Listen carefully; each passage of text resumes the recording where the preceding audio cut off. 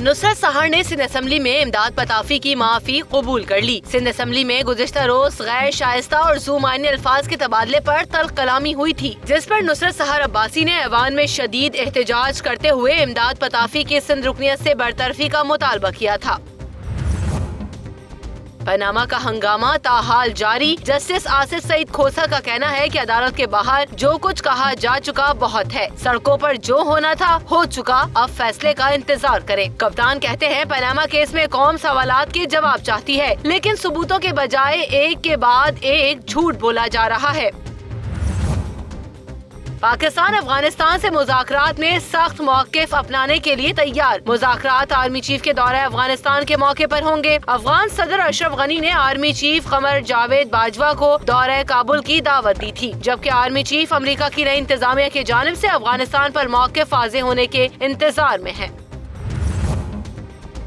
अस्सलाम वालेकुम नाज़रीन, प्रोग्राम खबर के साथ मैं हूं आपकी मेज़बान रमशा कमल। टॉप स्टोरीज पर नजर आप डाल चुके हैं, पर तबसरों और तज़ियों के लिए जो पैनल हमारे साथ आज मौजूद है उसका तारुफ आपसे कराते चलते हैं। मुझे ज्वाइन किया है सीनियर तज़ियाकार, सीनियर सहाफ़ी अंजुम रशीद साहब ने, तज़ियाकार जनरल रिटायर्ड गुलाम मुस्तफ़ा साहब भी हमारे साथ इस प्रोग्राम में आज इस पैनल का हिस्सा होंगे। साथ साथ इस्लामाबाद स्टूडियो से हमें तारिक पीरज़ादा साहब तज़ियाकार भी ज्वाइन कर रहे हैं। सबसे पहले जो आज हम बात कर रहे हैं वो तो नुसरत सहर अब्बासी ने इमदाद पताफी साहब को माफ़ कर दिया है, माफ़ी उनकी कबूल कर ली है, लेकिन इससे पहले एक और खबर जो कि खबर के साथ में भी हमने उसके ऊपर शो किया था, जो कि मामला था जाली स्टंट्स का। जनरल अस्पताल, मियो अस्पताल और गवर्नमेंट अस्पतालों में, सरकारी अस्पतालों में मामला पेश आया और कई स्टंट्स गैर कानूनी तौर पर मंगवाए भी जाते हैं जो कि गैर रजिस्टर्ड हैं, और जाली स्टंट्स लगाए भी गए हैं मरीजों को और बहुत ज़्यादा भारी कीमत में लगाए गए। आज एक बार फिर ये मामला अंजुम साहब हम देख रहे हैं, मियो अस्पताल में एक मरीज़ इसका शिकार हुआ है और FIA को दरख्वास्त भी मौसूल हो गई है, और इससे पहले भी कई जाली स्टंट्स बरामद हुए हैं मरीजों से।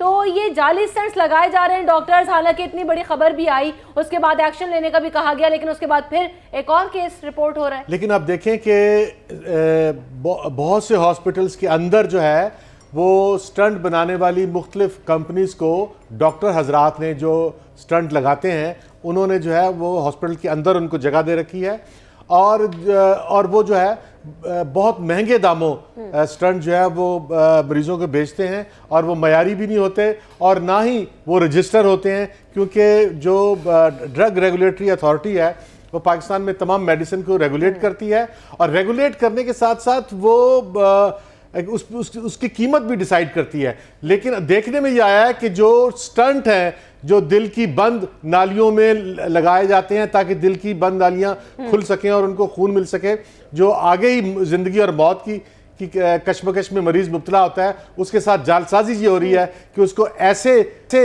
भी स्टंट लगा दिए जाते हैं जो अभी जिस पर तजर्बा और होता है। अभी जो है FIA ने भी इस पर काम किया है और सुप्रीम कोर्ट ऑफ पाकिस्तान ने जो है इसका नोटिस ले लिया है, और पता ये चला है कि बहुत से डॉक्टर जब मुख्तलिफ सेमिनार्स में जाते हैं तो उन्हें ऐसे स्टंट्स जो हैं वो बड़ी मिकदार में दे दी जाते हैं जिन पर अभी तजर्बात होने होते हैं। सवाल ये अंजुम साहब कि आपने कहा कि सुप्रीम कोर्ट ने भी नोटिस ले लिया, ड्रग रेगुलेटरी अथॉरिटी का भी आपने जिक्र किया, तो मुस्तफा जनरल रिटायर्ड गुलाम मुस्तफा साहब आपसे मैं जानना चाहूंगी कि देखिए सो मोटो एक्शन हो जाते हैं, उसके बावजूद इस तरह के केसेस रिपोर्ट हो रहे हैं, मीडिया पर खबर चल गई, उसके बावजूद भी डॉक्टर्स इतनी मजे से जो स्टंट्स लगाते जा रहे हैं, वो भी गैर रजिस्टर्ड, गैर मयारी, और मरीजों के जानों के साथ खेल रहे हैं।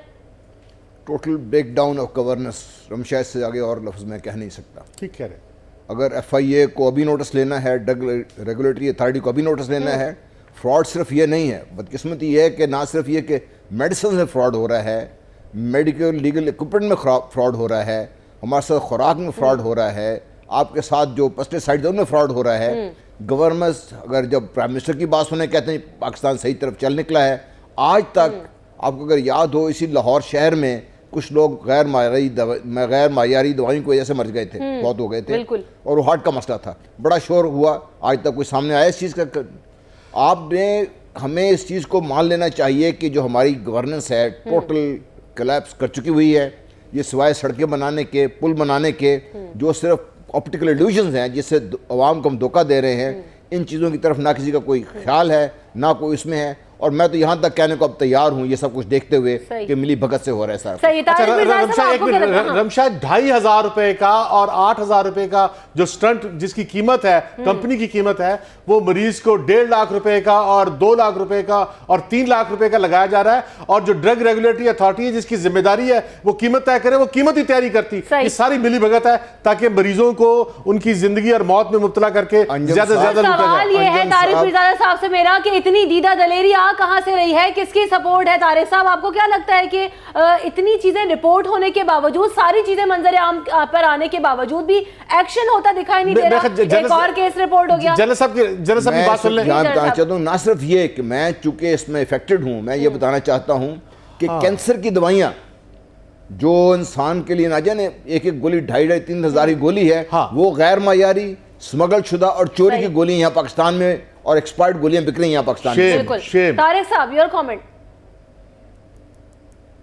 دیکھیں رمشا, بات یہ ہے جنرل صاحب نے جو بات کی ہے بڑی بامانی ہے. گورننس اور انتظام کا مسئلہ ہے, پورا ملک میں ایک سرکاری حکومتی انتظام ٹوٹ چکا ہے. تمام ادارے جو ہیں وہ اپنے فرائض انجام نہیں دے رہے, ورنہ اگر ان خبریں آنے کے بعد ان ڈاکٹروں کی گردن مار دی جاتی, وہ اسپتال بند ہو جاتے, وہ مشینیں اور جو مقدمات سامنے آئے ہیں ان پہ پکڑ اور گرفت زیادہ ہو جاتی, تو آج ہم یہ بات کر رہے ہوتے کہ اللہ کا شکر ہے حالات کچھ بہتر ہونا شروع ہوئے ہیں. لیکن ذرا اس کا ایک دوسرا پہلو بھی ہے. دیکھیں یہ جو سٹنٹ بک رہے ہیں یہ حکومت کی معلومات کے بغیر نہیں بک سکتے.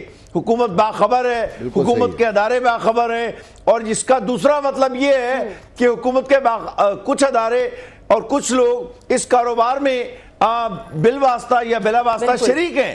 دیکھیے ہوتا یہ ہے کہ ایک فیکٹری جو دوائیاں بنا رہی ہوتی ہے, اگر وہاں سے رشوت نہیں ملتی تو یہ فوراً وہاں پر اس کے انسپیکٹر جاتے ہیں اور اس کا وہ متعلقہ شعبہ بند کر دیتے ہیں یا کچھ دنوں کے لیے پیداوار بند کر دیتے ہیں, اور اس کے بعد معاملات آگے بڑھتے ہیں. یہاں صورتحال یہ ہے کہ چونکہ حکومت کے لوگ, مجھے پورا یقین ہے, پوری طرح اس میں شامل ہیں, ورنہ اب تک کوئی نتائج سامنے آ گئے ہوتے. اب تک نتائج سامنے آ جانے چاہیے, کیونکہ میڈیا میں بھی ایک کیس رپورٹ ہوا, خبر کے ساتھ میں بھی ہم نے اس سٹوری کو شامل کیا اور بارہا یہ چیزیں رپورٹ ہوتی رہی. اس کے باوجود ایک اور ایسا کیس سامنے آنا حکومت کی نااہلی بھی ہے, اور جس طرح سے اینالسٹ ہمارے کہہ رہے ہیں کہ ملی بھگت بھی ہو سکتی ہے, تو ایسے لوگوں کی نشاندہی ضرور ہونی چاہیے. اگلی سٹوری کی جانب بڑھتے ہیں. انجم صاحب, ہم نے دیکھا کہ نصرت سہار نے سندھ اسمبلی میں امداد پتافی کی معافی جو ہے وہ قبول کر لی, لیکن سوال یہاں پر یہ ہے کہ چلے معافی تلافی ہو گئی, لیکن پہلے تو ایوانوں سے باہر الزامات تراشی کا سلسلہ ہوتا تھا, اور جس طرح کی لینگویجز استعمال آج کل کی جا رہی ہیں بار بار, لیکن اب یہ بات ایوانوں تک پہنچ گئی ہے. ایوان میں اس طرح کا سلوک خواتین کے ساتھ, آپ کیا کہنا چاہیں گے اس کے اوپر؟ دیکھیں یہ بہت ہی افسوسناک بات ہے کہ پاکستان میں عورتوں کو مردوں کے برابر حقوق نہیں دی جا رہے, اور پاکستان کی 50% آبادی کو ہم نے پیچھے اندھیروں میں دھکیلا ہوا ہے. عام آدمی بھی جو ہے وہ عورتوں کو اسی طرح سے بدسلوکی کا نشانہ بناتا ہے اور انہیں موقع نہیں دیتا. گھروں میں شوہر اور بھائی اور والد اور محلے والے جو ہیں وہ عورت کو آگے بڑھنے سے روک رہے ہیں, اور اگر عورت جب تک معاشی میدان میں نہیں آئے گی, جب تک سماجی میدان میں نہیں آئے گی, پاکستان خوشگوار اور ترقی یافتہ معاشرہ نہیں بن سکتا. اس سے پہلے آپ نے دیکھا کہ خواجہ آصف نے, باقی ٹھیک ہے عام آدمی جو ہے وہ بھی عورت کے ساتھ جو ہے عورت کو پیچھے دھکیلنے کی کوشش کرتا ہے, اور پیچھے دھکیلنے کے ساتھ ساتھ وہ خود بھی نیچے دلدل میں لڑک جاتا ہے, اور پورے معاشرے کو انہوں نے روکا ہوا ہے, پورے معاشرے کو انہوں نے بے چین کیا ہوا ہے, اور معاشی طور پر ہمیں پیچھے دھکیلا ہوا ہے صرف اس لیے کہ ہم 50% عورتوں کو آگے نہیں آنے دیتے. اس سے پہلے قومی اسمبلی میں جو ہے خواجہ آصف صاحب نے جو ہے قومی اسمبلی میں جو ہے وہ شیریں مزاری کے ساتھ انتہائی توہین آمیز سلوک کیا. یہ عورت کو محض ایک جملہ بول کے ڈرا دیتے ہیں, یا کوئی سیکچول ٹیگ لگا کے عورت کو ڈرا دیتے ہیں, اور یہ بہت آسان ہے پاکستانی مرد کے لیے کہ عورت کو خوفزدہ کر دے اور اس سے پیچھے ہٹ دے. اس کی بات کا جواب دینے کی بجائے, یا اس کا مقابلہ کرنے کی بجائے, یا اس کو برابر کا انسان تصور کرنے کی بجائے اسے خوفزدہ کرنے کی کوشش کرتا ہے. لیکن ایاز صادق نے بڑی زیادتی کی تھی کہ ایاز صادق کو چاہیے تھا کہ اسی وقت سنب کرتے خواجہ آصف کو, انہوں نے سنب نہیں کیا بلکہ اس کو جو ہے کنڈون کیا. اور اسی طرح سے جو ہے اب یہاں پر ہوا ہے, یہاں پر یہ ہے کہ شیلا رضا نے جو ہے اس کی ہمت افزائی نہیں کی امداد پتافی کی جب انہوں نے سحر انصاری کی بےعزتی کی. لیکن جو سب سے اچھا کردار ادا کیا ہے وہ بلاول بھٹو کا ہے اور بختاور بھٹو کا ہے, اور یہ بڑا شاندار کردار ہے اور ہمیں اس کو سراہنا چاہیے کہ انہوں نے مجبور کیا امداد پتافی کو کہ وہ معافی بھی مانگے, اسے شو کاز نوٹس بھی دیا ہے. اگر ایوانوں میں ہم نے ان کو اجازت دی مردوں کو اسی طرح یہ خونخوار ہو کے عورتوں کو رونتے رہیں تو یہ معاشرہ آگے نہیں بڑھ سکے گا. سوال یہ ہے کہ نوٹس بھی مل گیا, معافی بھی ہو گئی, لیکن بات وہیں کی وہیں ہے. جنرل صاحب میں جاننا چاہ رہی ہوں کہ اگر اسمبلیوں میں اس طرح کے کیسز ہوں گے, اسمبلی میں اگر اس طرح کے واقعات ہوں گے, پھر تو سڑکوں کو, گاؤں دیہاتوں کو اور بہت ساری چیزوں کو پھر تو ہم بھول ہی جائیں گے. تو ایسی چیز ہے جسے دنیا دیکھتی ہے, اسمبلی کی کارروائی پوری دنیا دیکھتی ہے ٹی وی کے تھرو بھی, اور سب تک ساری باتیں پہنچ رہی ہوتی ہیں, وہاں پر اس طرح کا ایشو میں سمجھتا ہوں اس سے بڑا ہے. ایک تو ایروگنس آف پاور ہے. دیکھیے آپ جو بھی پاور میں بیٹھے ہوئے ہیں دوسروں کو حقیر سمجھتے ہوئے جو دل میں آتا ہے وہ سلوک کرتے ہیں, اور اس کو چیک کرنے والا کوئی نہیں ہے. بدقسمتی یہ ہے کہ ان لوگوں کو چیک کرنے والا نہیں ہے. ایروگنس آف پاور ہے, چاہے وہ ٹاپ سے لے لیں, یہاں تک آپ چاہے اپنے جن کی بھی آپ بات کریں, میں 100 مثالیں آپ کو دے سکتا ہوں. دوسرا ایشو سب سے بڑا یہ ہے کہ ہم نے جو پولیٹیکل ڈسکورس تھا اس میں چونکہ ہمارے پاس کوئی فلسفی نہیں ہے, کوئی تھاٹ نہیں ہے, کوئی پیچھے کوئی اسٹریٹجی نہیں ہے, ہم اسی جملے بازی سے, اگر آپ دیکھیے گزشتہ 10 مہینوں سے کم از کم جب سے پاناما شروع ہوا ہے, میں اس پہ لکھ بھی چکا ہوں, 12 کہہ بھی چکا ہوں کہ خدا کا خوف کیجئے. اب پاناما لیکس پہ تو جو بات ہونی ہے وہ ہونی ہے, لیکن جو ہمارے سیاسی اکابرین ہیں وہ ٹی وی پر بیٹھ کر جو بات کر رہے ہیں, ہمارے بچے جو ٹین ایجرز ہیں یا جو امپریشنبل ایج میں ہیں وہ کیا سیکھ رہے ہیں اس وقت؟ وہ یہی لینگویج سیکھیں گے, وہ وائلنس کی بات سیکھیں گے, وہ سیکھیں گے اگر آپ کو طاقت ہے, اگر پیسہ ہے تو جو چاہے آپ کر لیں. یہ صرف ایک عورت کا مسئلہ نہیں ہے, عورت کے ساتھ ہونا انتہائی زیادتی ہے, میں اس کو کبھی کوئی شخص کنڈون نہیں کر سکتا, لیکن اس سے بڑی لارجر پکچر میں آپ دیکھیے تو طاقت کو اس کا اتنا بڑا نشہ وہ ہمیں ہو گیا ہوا ہے, اور ہم طاقت اس لیے انچیکڈ انبرائڈلڈ پاور ہے ہمارے پاس کہ اس کو کوئی چیک کرنے والا نہیں ہے, کوئی روکنے والا نہیں ہے. یہ جو بے خوفی ہے اس لیے اس معاشرے کو آہستہ آہستہ آہستہ ہم اس جگہ پہ آگے کھڑے ہو گئے ہیں کہ جب وائلنس اس معاشرے کا ایک حصہ بن گیا ہوا ہے. اس کی صحیح. طارق مرزا صاحب, آپ کیا سمجھتے ہیں کہ جو طاقت کا ذکر کیا اور بے خوفی جتنی ان حکمرانوں میں پائی جاتی ہے, آپ سمجھتے ہیں کہ کوئی پوچھنے والا ہے, کوئی دیکھنے والا ہے, اور کس چیز کی نشاندہی کر رہے ہیں؟ اسمبلیوں میں بیٹھ کر اگر اس طرح کی حرکت ہوتی ہے تو پھر آگے کی بات تو پھر کس طرح سے کی جائے گی؟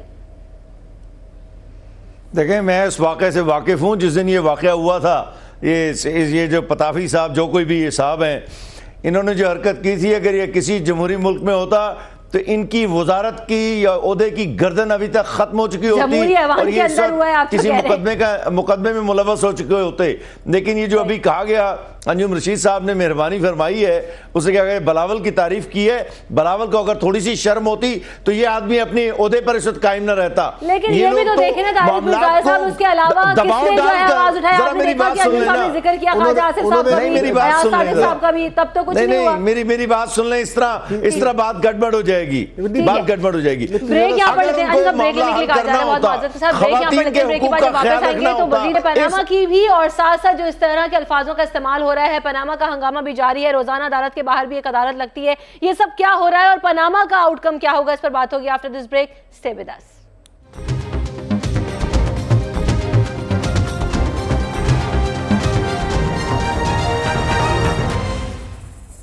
خبر کے ساتھ میں اگلی خبر شامل کرتے ہیں. پاناما کیس کی روزانہ کی بنیاد پر سماعت ہو رہی ہے. آج جسٹس آصف سعید کھوسہ صاحب نے ریمارکس دیے ہیں اور انہوں نے کہا ہے کہ وزیر اعظم کے وکیل نے کہا کہ فلیٹ نواز شریف کے نہیں ہے, اس لیے ملی ٹریل نہیں دے سکتے. انہوں نے ثبوتوں کا ذکر نہیں کیا اور قانونی نکات کا انبار لگا دیا ہے.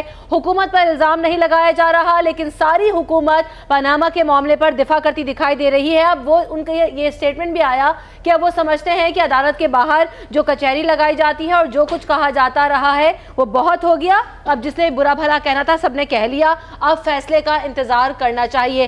ساتھ ساتھ عمران خان صاحب بھی کہتے ہیں کہ پاناما کیس میں قوم سوالات کر رہی ہے, ثبوتوں کے بجائے صرف اور صرف جھوٹ بولا جا رہا ہے. انجم رشید صاحب, اب دیکھنا یہ ہے کہ فیصلہ آنے کی بات کی گئی ہے. جسٹس آصف سعید کھوسہ صاحب نے ریمارکس بھی دیے ہیں, کب تک فیصلہ آتا دکھائی دے رہا ہے, اور جو سٹیٹمنٹ ہے آج کا اسے آپ کیسے دیکھ رہے ہیں؟ بڑا کمپریہنسو آج تو ایک جرمن اخبار جو ہے اس میں بہت واضح طور پہ آیا ہے کہ جو لندن کے فلیٹ ہیں یہ بی بی مریم نواز کی ملکیت ہے, اور انہوں نے اس کے ساتھ ڈاکومنٹ بھی دیا ہے اور ایک بینک کا ڈاکومنٹ بھی شائع کیا, جس بینک میں مریم نواز کا جس بینک کی مریم نواز کلائنٹ تھی, سانبا بینک, اور اس کی جو کمپنی ہے اس میں بہت واضح طور پر ڈاکومنٹ بتا رہے ہیں اور ایویڈنس ہے کہ مریم نواز جو ہے وہ مالک ہیں لندن کے فلیٹس کی.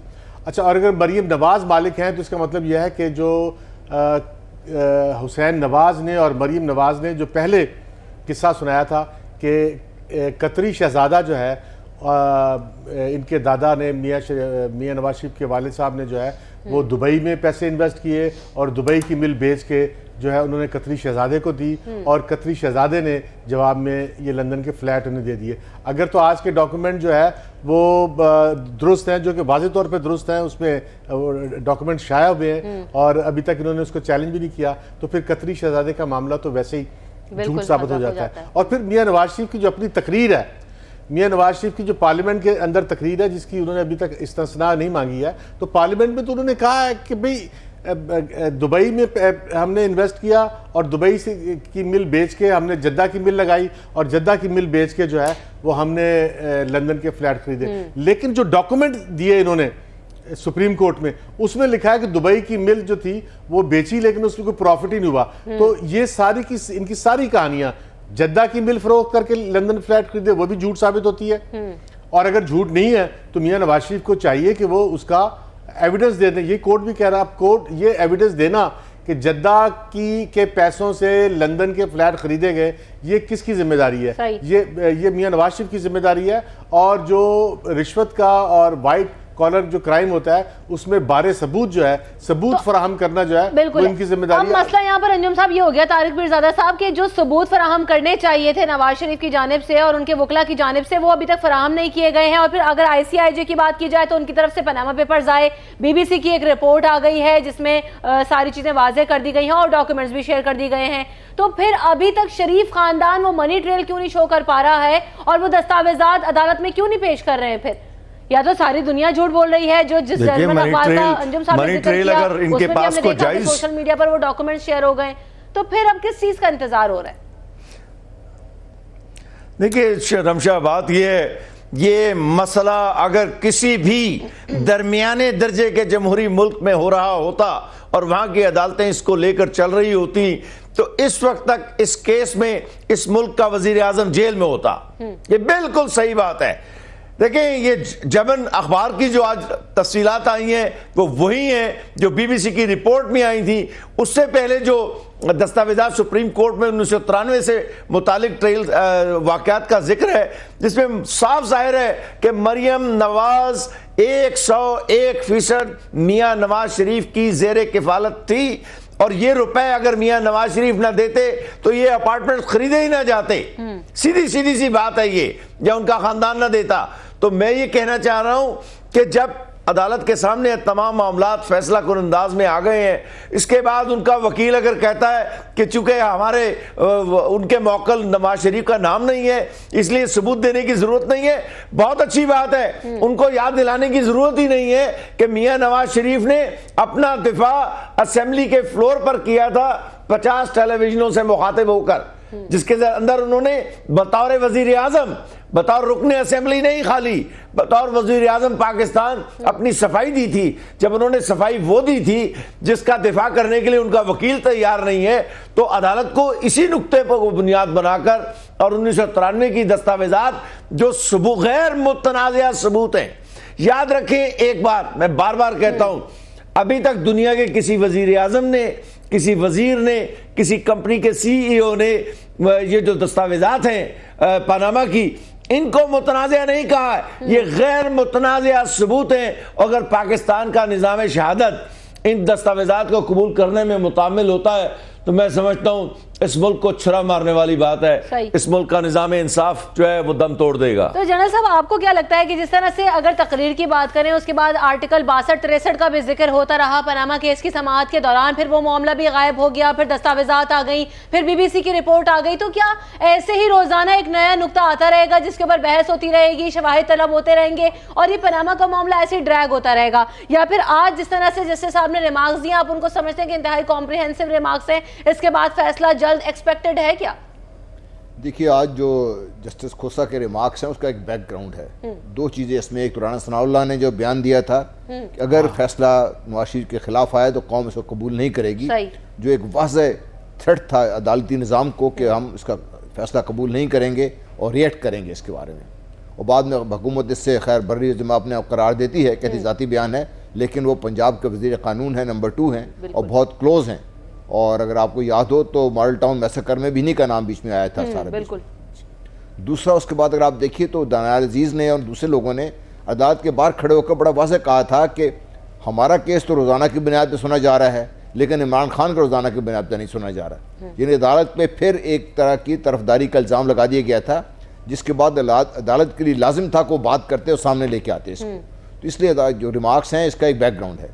دوسری چیز مجھے یہ بتائیے کہ دنیا میں کون عقل مند شخص ہوگا کہ جو every day in day out 24 گھنٹے روز کے حساب سے اپنی عزت کو داؤ پہ لگا کے بیٹھا ہوگا، پورے خاندان کو داؤ پہ لگا کے بیٹھا ہوگا اگر اس کے پاس واضح ثبوت ہوتے. دیکھیے برٹش پرائم منسٹر کے پاس ریکارڈ تھا، اسی دن اگلے دن اپنی لے کے آ گئے اپنے ہاؤس آف کامنز میں پیش کر دیے، بات ختم ہو گئی اس کی.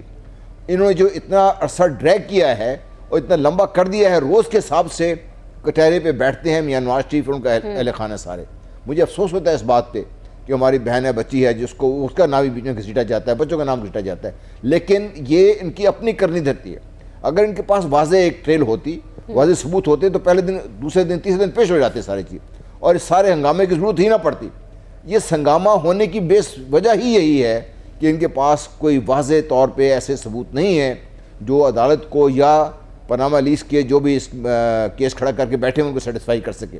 دوسرا کیا کیا انہوں نے کہ ان لوگوں کے خلاف ایک الزام تراشی کا بیان شروع کر دیا ہے، اپنی حکومت کو خود کمزور ظاہر کر رہے ہیں. کبھی عمران خان پہ الزام رکھتے ہیں، بھائی پکڑے ان کو غلطی کی ہے. ہمیں تو عمران خان سے کوئی ہمدردی نہیں ہے، اگر اس نے غلط کام کیا اس کو بھی پکڑیے. اس کو جنرل صاحب میں اس میں ایک کوشچن ریز کرنا چاہتا ہوں کہ ثناء اللہ صاحب نے کہا ہے کہ جوڈیشل مارشل لا قبول نہیں ہوگا. یہ 2 بیان ہیں. اچھا دوسرا بیان یہ ہے کہ میاں نواز شریف کے پیچھے بھی وہی لوگ پڑ گئے ہیں جنہوں نے ذوالفقار علی بھٹو کو پھانسی دی تھی.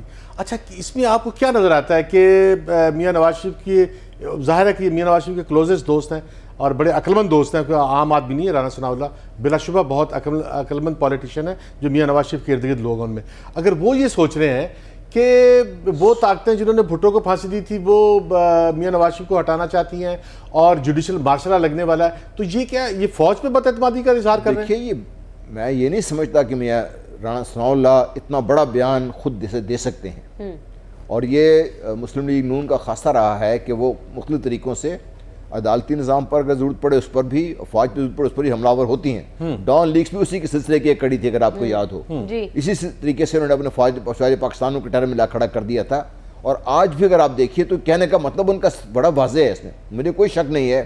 وہ کہہ یہ رہے ہیں کہ فوج پاکستان، ایک چیف آیا چلا گیا، دوسرا چیف ابھی آ گئے ہیں، ڈی آئی سے ایک چلا گیا، دوسرا آیا، ابھی تیسرے آ گئے ہیں، کہ یہ سب لوگ مل کر میاں نواز شریف کے پیچھے ہاتھ دھو کے پڑ گئے ہیں، ان سے ہم جان چھڑانا چاہتے ہیں. اور پھر ایک اور بڑا واضح اشارہ کرنے کی کوشش کر رہے ہیں کہ شاید امریکہ نے افواج پاکستان کے تھرو عمران خان کو استعمال کرتے ہوئے میاں نواز شریف کو نیچے بٹھانے کی کوشش کی جا رہی ہے. ہم حیران کن ہے.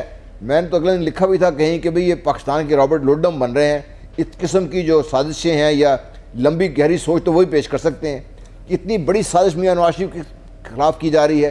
بھئی لنڈن فلیٹس تو فوج نے لے کر نہیں دیے یا کسی اور نے لے کر نہیں دیے، یا امریکہ نے ان کو نہیں کہا تھا لے کے دے. بدقسمتی یہ ہے کہ ہم جو بھی اس قسم کا کام کرتے ہیں ملک سے باہر لے کے جاتے ہیں تو سارے ریکارڈ تو ساری دنیا کے پاس موجود ہے. جو بھی چاہے وہ آپ کے خلاف استعمال کر سکتا ہے.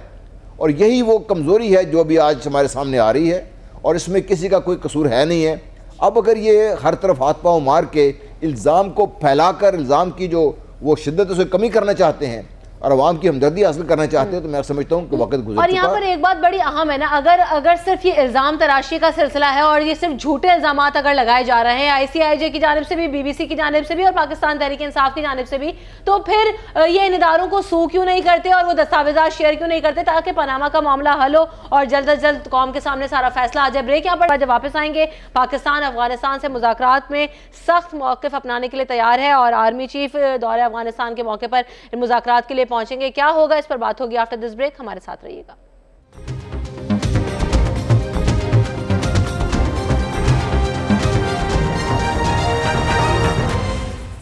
خبر کے ساتھ میں آپ کو ایک بار پھر کہیں گے خوش آمدید. مذاکرات آرمی چیف کے دورہ افغانستان پر ہوں گے اور یہ کہا گیا ہے کہ پاکستان افغانستان سے مذاکرات میں سخت موقف اپنانے کے لیے تیار ہے اور دو ٹوک انداز میں آرمی چیف بتائیں گے کہ پاکستان اب کسی گروہ کی نہ ہی صرف پشت پناہی کر رہا ہے اور نہ ہی کسی کو پناہ گاہیں فراہم کر رہا ہے. اور یہ بھی کہا جا رہا ہے کہ ناقابل تردید شواہد پیش کیے جائیں گے کہ کیسے افغان حکومت کے بعض عناصر پاکستان کے خلاف ہونے والے حملوں کی حمایت کر رہے تھے. تو انجم صاحب, اب ایک واضح پالیسی سامنے آ رہی ہے. پہلے کہا جا رہا تھا پاکستان اور افغانستان کے درمیان جب تعلقات کچھ کشیدہ بھی رہے اور مذاکرات کی باتیں بھی کی جاتی رہیں, تو آپ کو کیا لگ رہا ہے کہ اس طرح کے موقف سے اب تعلقات استوار ہوں گے کہ پاکستان بھی اپنا کلیئر اسٹانس دے اور افغانستان بھی؟ آج یہی خبر شائع ہوئی ہے تمام اخبارات میں کہ chief of army staff Qamar Javed Bajwa صاحب نے اشرف غنی صاحب کی دعوت پر کابل جانا ہے اور کابل میں وہ سخت موقف لیں گے کہ کابل الزام لگا رہا ہے کہ کابل کے اندر اور افغانستان کے اندر جو دہشت گردی ہو رہی ہے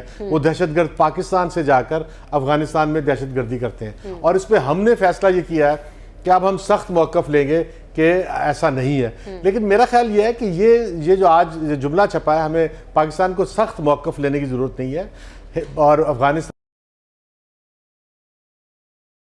ہمارے جو ہے وہ ہندوستان بیٹھا ہوا ہے, کنٹرول لائن پہ جو ہے وہ بمبارڈمنٹ کر رہا ہے, اور دوسری طرف جو ہے ان کے جو chief of army staff Rawat ہیں وہ دھمکیاں دے رہے ہیں کہ میں کولڈ سٹارٹ کروں گا, اور کولڈ سٹارٹ ابھی زندہ ہے, اور سرجیکل آپریشن کروں گا. دوسری طرف ہم ہارڈ موقف لے لیں. اچھا, افغانستان سے ہمارے دو تین معاملات ہیں. ایک معاملہ تو یہ ہے کہ ہم انہیں یہ یقین دلائیں کہ پاکستان میں کوئی دہشت گردوں کی پناہ گاہ نہیں ہے. ابھی پچھلے دنوں امریکی جو افغانستان میں چیف کمانڈر تھے وہ پاکستان آئے تھے, نکلسن, تو انہیں قمر جاوید باجوہ صاحب خود اپنے ساتھ ہیلی کاپٹر میں بٹھا کر وزیرستان لے کے گئے تھے, اور انہیں دکھایا تھا کہ دیکھ لو یہاں پر دہشت گرد ہم نے سارے مار دیے ہیں, جو پاکستان پہ حملہ کرتے تھے وہ بھی مار دیے, جو باہر حملہ کرتے تھے ان کو بھی مار دیا, اب وزیرستان کلیئر ہے. تو یہ ہم افغانستان کے ساتھ کیوں نہیں کر سکتے؟ پھر افغانستان کے ساتھ ایک اور بڑا ایشو ہے کہ افغانستان کو اس بات پہ آمادہ کیا جائے کہ وہ طالبان سے مذاکرات کریں. ہمارے لیے یہ پاسبل نہیں ہے. یہ ہمیں واضح طور پہ کہنا چاہیے کہ بھئی ہم طالبان کے ساتھ اس لیے تعلقات رکھتے ہیں کہ ہمیں طالبان اور کابل گورنمنٹ کے درمیان ہم صلح چاہتے ہیں, ہم یہ خون خرابہ نہیں چاہتے, اور صلح کے لیے طالبان سے مذاکرات کرنے پڑیں گے, ورنہ کابل کے اندر ہم ہندوستان کو طاقتور نہیں دیکھنا چاہتے. اور ہندوستان نے آج بیان دیا ہے, کل بیان دیا ہے کہ ہندوستان جو ہے وہ کابل کو ایک دریائے کابل کے اوپر ڈیم بنانے کا تحفہ دینا چاہتا ہے, یعنی وہ پاکستان کا پانی روکنا چاہتے ہیں. تو اس کے لیے بھی ہمیں جو ہے سخت موقف کی بجائے ہمیں کابل کے ساتھ مذاکرات کرنے چاہیے کہ بھی اگر وہ دریائے کابل جو ہے جو پاکستان میں آتا ہے اور پاکستان کا اس پہ حق ہے, اگر اس پہ کابل کا بھی حق ہے تو ہم مل بیٹھ کے ایک ایسا ایگریمنٹ کر لیں. تو سوال یہ انجم صاحب کہ کب تک یہ سخت موقف نہیں اپنائیں گے؟ بھارت افغانستان میں جو کچھ کرتا رہے, پاکستان اور افغانستان کے تعلقات خراب ہوتے رہے جس کی وجہ سے, اور جس طرح سے آپ کہہ رہے ہیں کہ سخت اسٹانس نہیں اپنانا چاہیے, تو آپ جنرل صاحب اس بات سے اگری کرتے ہیں کیا؟ دیکھیے, میں تو بہت پہلے سے کہہ رہا ہوں کہ افغانستان کو اسی لینگویج میں بات کرنی پڑے گی جو افغانستان سمجھتا ہے. افغانستان یہ سمجھنا چاہیے افغانستان کو, ایک تو ہمیں یہ بات بڑا کلیئر ہونا چاہیے کہ فری ایجنٹ نہیں ہے. وہاں پہ امریکہ اور بھارت کی سرپرستی میں ہی جو کچھ ہو رہا ہے سب کچھ ہو رہا ہے, اور کابل سے آدھے گھنٹے کی ڈرائیو پر وہ سارے ٹیررسٹ بیٹھے ہوئے ہیں جن کی وہ بات کریں کہ پاکستان میں ہے. لاجسٹک وہ مدد کرتی ہے اس میں, اور امریکن جو وہ ان کی مدد کرتے ہیں. اگر آپ دیکھیے پچھلے دنوں میں امریکہ نے جنہی طالبان سے دوحہ میں مذاکرات کیے, طالبان بھی بیٹھے تھے, افغان حکومت بھی بیٹھی تھی, انڈیا بھی بیٹھا ہوا تھا وہاں پہ, اور اس کے بعد پھر اگر آپ دیکھیے تو ڈیولپمنٹ دوسری یہ ہوئی تھی کہ پاکستان, چائنا اور رشیا لے کے بیٹھے ہوئے تھے. رشیا نے بھی طالبان سے بات شروع کر دی. پاکستان کا طالبان سے تعلق کسی کو کیوں دکھتا ہے؟ امریکہ بھی ان سے بات کر رہا ہے, افغان حکومت بھی ان سے بات کر رہی ہے, روسی حکومت بھی ان سے بات کر رہی ہے, بھارتی حکومت بھی ان سے بات کر رہی ہے. صرف پاکستان کا تعلق ان سے دکھتا ہے, اس لیے دکھتا ہے. دیکھیے, پاکستان میں ہم نے اپنے آپ کو خود کٹہرے میں کھڑا کیا ہوا ہے, اور پاکستان کے اندر سے بہت سی ایسی سیاسی قوتیں بھی ہیں, دوسری قوتیں بھی ہیں جو ہر روز ہمیں نشانے پہ رکھتی ہیں پاکستان کو, پاکستان کی حکومت کو, پاکستان کی اسٹیبلشمنٹ کو. بالکل بات ہمیں سمجھنی چاہیے کہ افغانستان کے اندر طالبان ایک حقیقت ہیں. اگر بھارت تسلیم کر رہا ہے, امریکہ تسلیم کر رہا ہے, روس تسلیم کر رہا ہے, خود افغانستان تسلیم کر رہا ہے, تو پاکستان کو کیوں اس بات سے پیچھے کیا جا رہا ہے؟ اس سے پاکستان کے بغیر افغانستان میں امن ممکن نہیں ہے. یہ جو مرضی آپ کر لیجئے, ان کو کرنا پڑے گا آخر میں. چاہتے صرف وہ یہ ہیں کہ افغانستان میں امن امریکہ کی مرضی کا ہو، جس میں بھارت وہاں پہ بیٹھا ہو اور بھارت امریکہ مل کے افغان حکومت کے ساتھ چاہیں وہ چلائیں، اس طرح بات نہیں چلے گی اس طریقے سے، کیونکہ اب لکیلی ایران کے علاوہ روس اور چائنا جو اس خطے میں اور اس جہاں پہ ان کا انٹرسٹ ہے وہ بھی اس میں میدان میں آ چکے ہوئے ہیں، اور کسی نہ کسی صورت میں ایران بھی ہے بیچ میں، اور میں یہ سمجھتا ہوں کہ آج نہیں کل ایران کو بھی پاکستان، روس اور چائنا اپنے ساتھ ملا لیں گے، تو پھر یہاں پہ جو خطے میں اثر و رسوخ ہے جس کی وجہ سے بدامنی پھیلی ہوئی ہے خاص طور پہ امریکہ کی، اس کو نکالنے میں آسانی ہوگی اور افغانستان کو بٹھانے میں آسانی ہوگی۔ افغانستان کو یہ بات بتانی پڑے گی اور بتانی چاہیے۔ میں سمجھتا ہوں کہ جنرل قمر باجوہ کو یہ سخت موقف اس لیے اختیار بھی کرنا ضروری ہے کہ وہاں پر بھارت کے بڑھتے ہوئے اثر و رسوخ کو اگر اس وقت نہیں روکا گیا تو شاید بہت لیٹ ہو جائے۔ طارق صاحب، آپ اس بات سے اگری کرتے ہیں کہ بھارت کا جو بڑھتا ہوا اثر و رسوخ ہے اس کو روکنے کے لیے سخت زبان استعمال کرنی پڑے گی اور مذاکرات جو ہے جس طرح سے کہا جا رہا ہے کہ سخت موقف اپنایا جائے گا، شواہد بھی پیش کیے جائیں گے، تو آپ سمجھتے ہیں ٹھیک ہوگا؟ دیکھیے رمشا، ایک بات سمجھنے کی ہے کہ یہ افغانستان کی بات ہی نہیں ہے، یہ بات ہے کابل کے اندر اشرف غنی اور عبداللہ کی حکومت کی، جسے امریکی حکومت نے وہاں پر لا کر بٹھایا تھا۔ یہ 3000 پولنگ سٹیشنوں پر ریگنگ کر کے حکومت کرنے والے لوگوں کا ایک جتھا بیٹھا ہوا ہے، جسے بھارت کا روپیہ، را کی عملی اور مخابرات کی امداد، انٹیلیجنس کی امداد شامل ہے، اور اس کے ساتھ ساتھ امریکہ کی تائید بھی شامل ہے۔ تو دو باتیں پاکستان کو کرنے کی ضرورت ہے جس پر میں ایک زمانے سے زور دیتا آ رہا ہوں۔ ایک تو یہ ہے کہ آپ نے کابل کی حکومت پر اپنا دباؤ ڈالنا ہے، اور دوسری بات یہ ہے کہ جتنے سرحدی علاقے ہیں یہاں پر کسی سے مذاکرات کیے بغیر آپ نے ڈینائبلٹی کا جو ساری دنیا میں پردہ استعمال کیا جاتا ہے اس کو اختیار کرتے ہوئے کارروائیاں کرنی ہے، چاہے اس میں فضل اللہ کو مارنا ہے یا کسی اور گروپ کو ختم کرنا ہے۔ آپ اگر کابل کی حکومت پر دباؤ نہیں بڑھائیں گے اور سرحد کے ساتھ اپنی آزاد پالیسی اختیار نہیں کریں گے تو وہ ہوگا جو جیمز میٹس نے، جو امریکہ کے نئے وزیر دفاع نے، جو کہ سب سے پہلے منظور ہونے والے کیبنٹ سیکرٹری ہیں اس کے ٹرمپ کے، انہوں نے اپنی سینٹ کی ہیئرنگ میں کہا کہ پاکستان دہشت گردوں کے لیے محفوظ پناہ گاہیں فراہم کر رہا ہے، لیکن چونکہ ہمارے افواج پاکستان سے اچھے تعلقات ہیں تو ہم ان سے ان معاملات کو اور آگے بڑھائیں گے۔ دیکھیں بات کہ آج بروس رائڈل کی یاہو کے اوپر بڑی تفصیلی ایک سٹوری آئی ہوئی ہے اسی بات کے متعلق کہ ٹرمپ انتظامیہ کے لیے پاکستان کے اندر دہشت گردی کی پناہ گاہیں جو ہیں وہ سب سے اہم مسئلے کے طور پر سامنے آئے گا۔ تو آپ یہ دیکھیں کہ انڈیا، کابل کی حکومت اور واشنگٹن پاکستان کے خلاف اس مسئلے پر ایک طرف ہیں۔ آپ نے اگر سخت موقف نہیں اپنایا، آپ نقصان اٹھائیں اور کسی ملا منصور کی طرح کا واقعہ دوبارہ مت ہونے دیں، کیونکہ یہ ملا منصور کی طرح کے واقعات کو استعمال کر کے پاکستان کو دنیا میں ڈیمونائز کر رہے ہیں۔ پاکستان کو کھڑا ہونا چاہیے۔ شمالی کوریا ایک غریب ملک ہے، اس کے باوجود کھڑا ہے، پاکستان اس سے 1000 گنا زیادہ طاقتور ہے۔ دیکھیں لیکن اگر ہم یہ کریں، جنرل صاحب اور پیرزادہ صاحب دونوں صاحب سے درخواست ہے کہ اگر ہم افغانستان میں ہندوستان، امریکہ اور افغانستان کا اتحاد بنوا دیں تو یہ کہاں کی عقل مندی ہے؟ افغانستان کے پاس ہمارا پانی بھی ہے، افغانستان ہمارا پڑوسی بھی ہے، 2600 کلومیٹر لمبی سرحد ہے۔ میرا خیال ہے کہ ہمیں ہوش کے ناخن لینے پڑیں گے، ہم نے اس اتحاد کو توڑنا ہے، یہ بات کی گئی ہے۔ نہیں، آپ کہہ رہے ہیں کہ جو بارڈر ایریا میں جو معاملات ہیں اس پہ آپ کا اشارہ تھا اگریسو ہو جائیں۔ اگر ہم ادھر افغانستان کے اندر جا کے کارروائی کریں یا افغانستان کے اندر طالبان کو جو پاکستان پہ حملہ کر رہے ہیں ان کو مارنے کی کوشش کریں تو ادھر آپ انڈیا کو جو ہے وہ شاید دینا چاہتے ہیں کہ وہ سرجیکل اٹیک کرے۔ ہمیں بہت، میرا خیال ہے کہ بہت احتیاط سے کام لینا پڑے گا۔ جس پالیسی کی بات کرتے ہیں، جس ان کی باڈی لینگویج ہے، اگر پاکستان سپریسو ہوتا رہے گا تو وجہ کیا پاکستان کے سپریسو ہونے کی؟ جنرل صاحب کیا ہم دفاع کی صلاحیت نہیں رکھتے یا اس طرح جواب نہیں دیتی ہے؟ اتنے کمزور ہیں کہ ہمیں سپریس رہ کے ہمیشہ انڈیا کا اور افغانستان کا مقابلہ کرنا ہوگا؟ کمپرومائزز کی لمٹ ہوتی ہے۔ کمپرومائز جب آپ ایک دفعہ پچھلے ہٹنا شروع ہو جائیں تو پھر یا تو پیچھے کھائی میں جا کے گرتا ہے انسان کو۔ میرا کہنے کا مقصد ہے کہ پاکستان کے ساتھ کھڑے ہو جانا چاہیے اور اخوان حکومت دوسری بات نہیں سمجھے گی۔ میں پیرزادہ صاحب کی بات سے ایگری کرتا ہوں کہ صرف کابل میں بیٹھے ہوئے چند لوگ جو ہیں ان پر دباؤ بڑھانا پڑے گا پاکستان کو۔ پاکستان کے پاس تمام انسٹرومنٹ ہیں اویلیبل، ٹھیک ہے۔ ایک تو پیرزادہ صاحب نے بات کی، وہ کریں یا نہ کریں، لیکن دنیا کو پتہ ہونا چاہیے کہ پاکستان کے پاس یہ کیپبلٹی ہے بھی، پاکستان یہ کر بھی سکتا ہے۔ اگر پاکستان نہیں کر رہا تو پاکستان افغانستان پہ سب پہ احسان کرے۔